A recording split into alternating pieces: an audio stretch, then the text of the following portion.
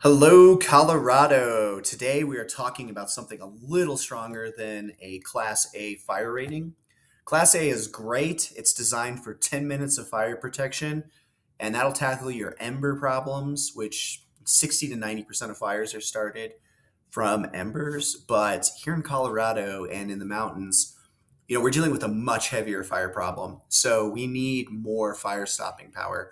We've had over 5,000 fires every year in Colorado for the last 26 years. It's incredible. So today we're going to talk about the big Pumbaa of fire protection, intumescent coats. Intumescent materials expand 50 to 100 times when exposed to heat.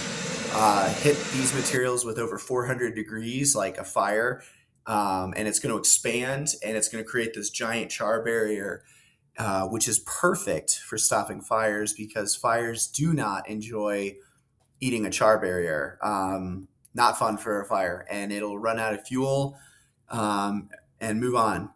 So, an intumescent coating is basically a fire shield. It can absorb a lot of heat, a flamethrower's amount of heat.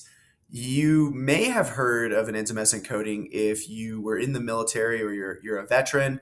The military has been using coatings in fire sensitive areas like ammo caches or submarines since the 70s and 80s.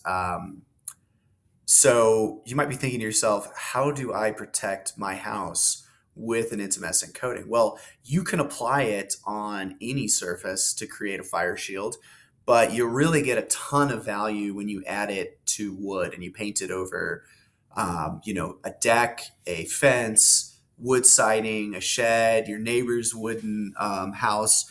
You can take that intumescent fire shield and you can apply it to any part of your property that's vulnerable.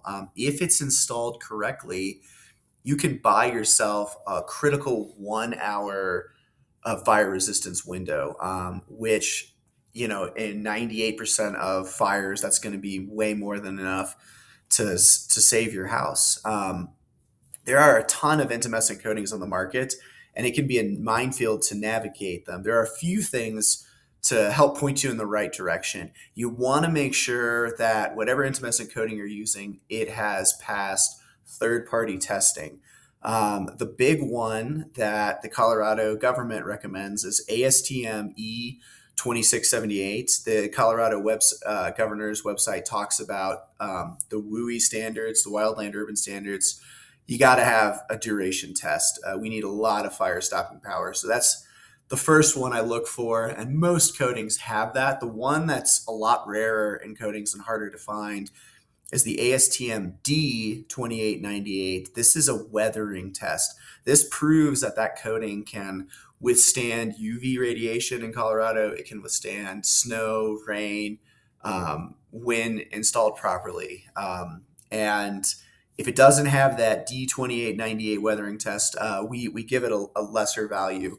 And very few do have that weathering test. The other thing you want to look for is when you do your coating, you want to make sure that it's properly sealed and cured at the primer level, and it's properly sealed and cured at the top coat level.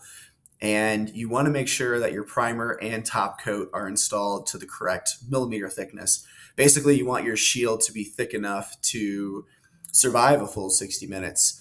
And most importantly, whatever product you're using, you want to make sure it is Green Guard Gold certified, safe for the environment. You don't want your fire resistant house to poison you or your vegetation or your animals or the environment. And, it's 2026. There's no excuse for not having an environmentally safe product. There are dozens of them out there.